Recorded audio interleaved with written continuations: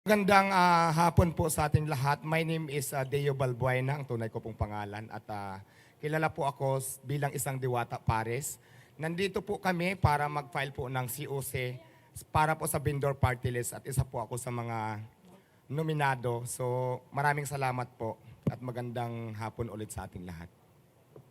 So ayan, ang vendor party list po ay ito po ay samahan ng bawat maninindang Pilipino na alam ko po na marami ng party list pero ang vendors po kasi wala pa po talagang nagre-represent para po magkaroon ng boses ang bawat maninindang Pilipino. Kaya po nandito kami ngayon para tumayo bilang isang boses ng bawat maninindang Pilipino. Hindi lang po dito sa Manila kundi sa buong Pilipinas po. So, ang kasama ko po ay ang aming founding chairman. Nandito po sila. Kasama namin si Tita Malolipana, Sir Lawrence Pisigan at si Ma'am Cheryl.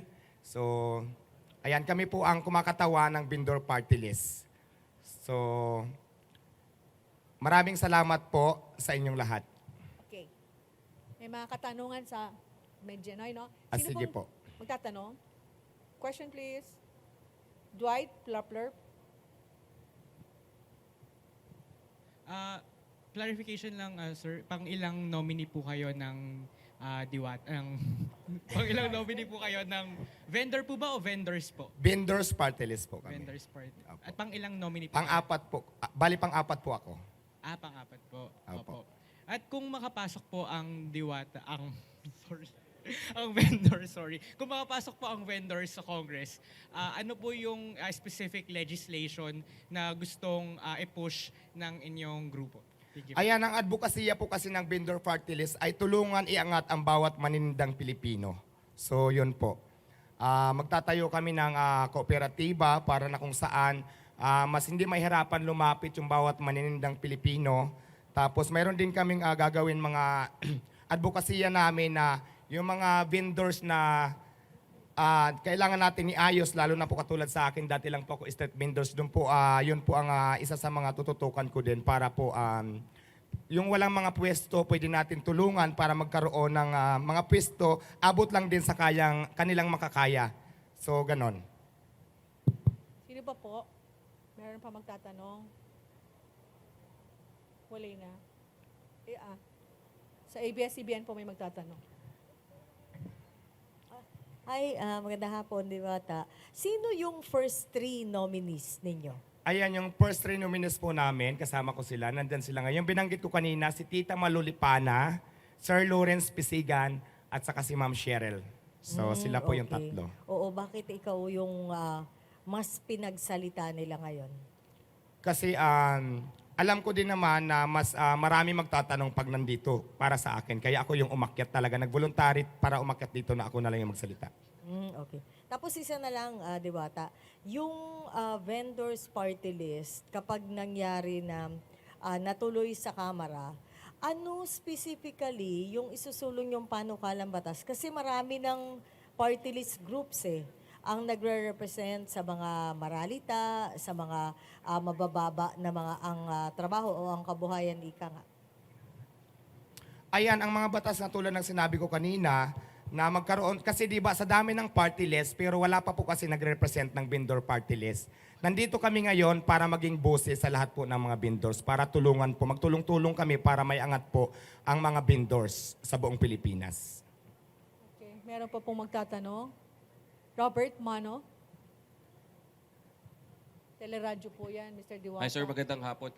If ever lang ba mabigyan kayo ng pagkakataon na makapagsilbi, makakuha kayo ng pwesto sa Kamara pagdating ng halalan sa Mayo, paano ninyong hahatiin yung oras ninyo? Let's say for example, dahil nominado din po kayo dito, kahit na pang-apat kayo, it would entail a lot of works, di ba? Kailangan nyo pong pag-aralan yung mga panukalang batas na isusulong ninyo. Hindi po ba magiging hadlang ito para doon sa mga negosyo nyo naman na pinapasok ngayon? Hindi po, kasi sa business ko bilang isang Diwata Pares, may mga tao naman po ako na nag-handle na mapapagkatiwalaan ko. Kaya yung oras ko, kaya naman po i-divide kung saan dapat So, binibigyan nyo ng garantiya yung publiko na ano po ang mas focus ninyo ngayon na dahil tinanggap ninyo yung nominasyon, yung pagtitinda po natin, pagiging vendor o yung mga advocacies at panukalang batas na isusulong ng inyo pong party list group?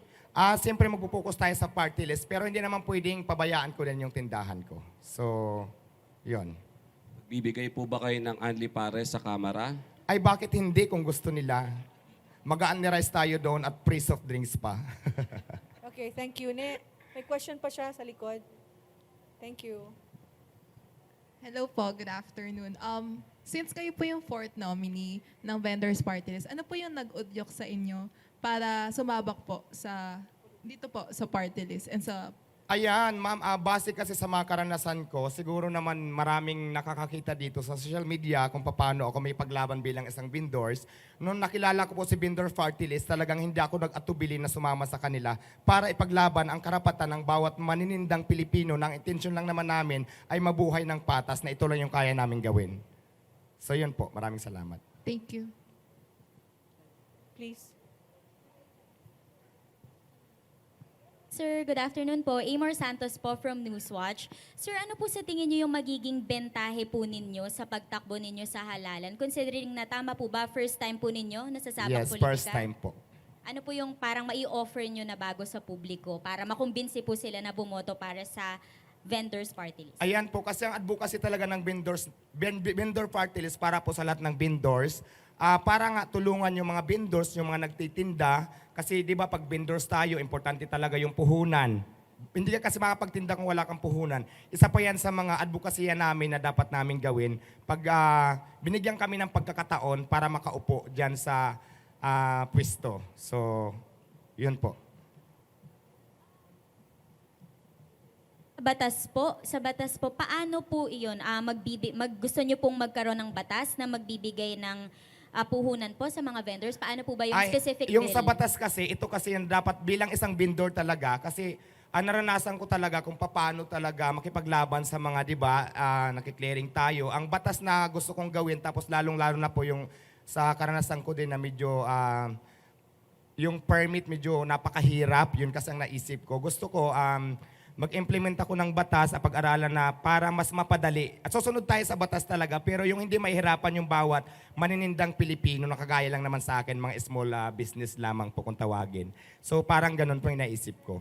Tapos yung tulungan yung mga vendors na, di ba, yung iba sabi ko nga, yung mga nasa kalsada, ayusin natin na hindi naman dapat yung basta na lang kukunin yung mga paninda, di ba, kasi lahat naman yan pinaghirapan, yung iba niya inutang pa yung puhunan. Isa pa yan sa mga naisip ko na gagawin ko para makatulong sa bawat manindang Pilipino. Okay, thank you. Last question, please. Sige, ha. Yung nasa dulo na girl. Papas lang po ng microphone. question lang po. Paano niyo po nakilala ang vendors party list? At kayo po ba ay voluntary na sumama po na maging fourth nominee or inimbitahan po kayo? Voluntary po akong sumama kasi last year ko pa silang nakilala. Tapos yun nga, napag-usapan namin regarding sa vendors.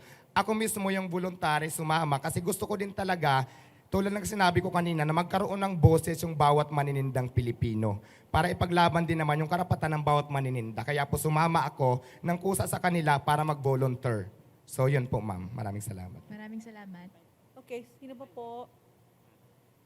Sir, isang question lang. Can you tell us yung background lang po ng vendors party list? Kailan po siya finorm?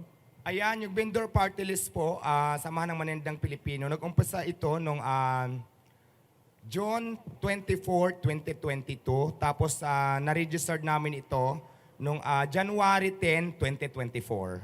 So, yun. Doon po nabuo ang samahan namin. Ang mga miyembro nito ay street vendors, tapos yung mga nagtitinda sa palengke. Tapos mayroon din naman, member kami na hindi siya vendors, pero ang willing silang tumulong sa mga vendors din na may angat yung bawat manininda. So hindi lahat ng member dito, mayroon din mga ilan-ilan na hindi sila literal na nagtitinda. So, pero ang advocacy is para makatulong sa bawat maninindang Pilipino. Thank you po.